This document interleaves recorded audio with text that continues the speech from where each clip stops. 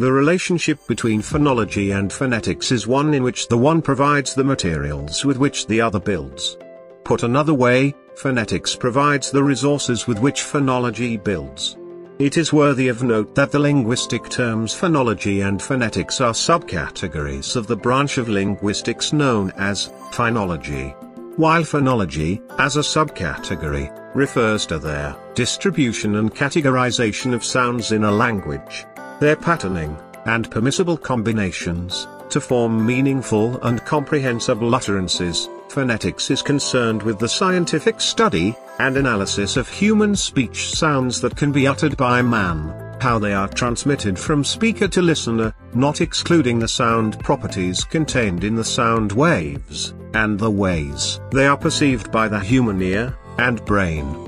Phonetics is unarguably a vast field of study, encompassing three major branches, namely, articulatory phonetics, study of sound production, acoustic phonetics, study of sound transmission, and auditory phonetics, study of sound perception. It can be likened to the miners in a refinery who do the dirty work. Miners dig for precious stones, extracting the raw material resources from the earth, which would later be processed or refined into a marketable jewel. In like manner, phoneticians uncover human speech sounds ranging from grunts, moans, and other humanly possible speech sounds, using scientific methods such as carrying out experiments to investigate human speech sounds, to analyze the results obtained from the experiments, to come up with hypotheses based on findings, and to report observations. Now, here is where phonology comes into the picture. Recall the analogy I used above in describing the role of phonetics in the study of human speech sounds, using the role of a miner in a refinery. When the miners have extracted the raw materials from the earth, another category of individuals, refiners, take up the responsibility of putrefying and polishing the raw materials, to make them marketable and usable, putting them through processes such as burning at extremely high degrees. Phonology shares the same status as the refiners.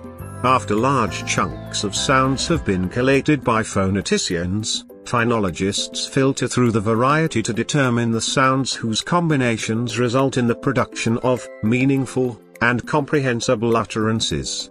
This goes to say that not all possible human speech sounds, including grunts, moans, and others, can be admitted into the list of phonemes in a language, and this is because the large chunks of sounds collated by phoneticians will be screened through and filtered to determine those sounds whose combination produce meaningful utterances.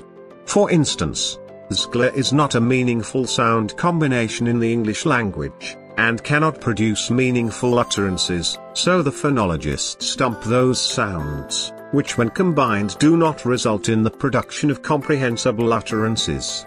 With the meaningful sounds, phonemes, selected, the phonologists go on to classify and group them into categories, for example, vowels and consonants alike. For example, e and u sounds are classified as vowels.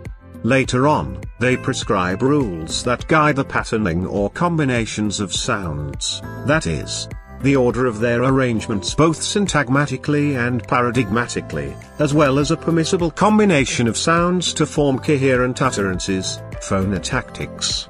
Phonology and phonetics play important roles in the study of human language, as one must be enlightened on how to speak a language, pronounce its sounds, before learning its grammar, or composition of words in the language in question, morphology. As branches of phonology, phonology, and phonetics share an extractor-processor relationship, such that phonetics provides the raw materials through scientific methods such as experimentation, analysis, hypothesis, observations, and report, while phonology receives these resources as chunks of human speech sounds, and filters through them in a bid to select sounds, which when combined would lead to the production of meaningful and comprehensible utterances.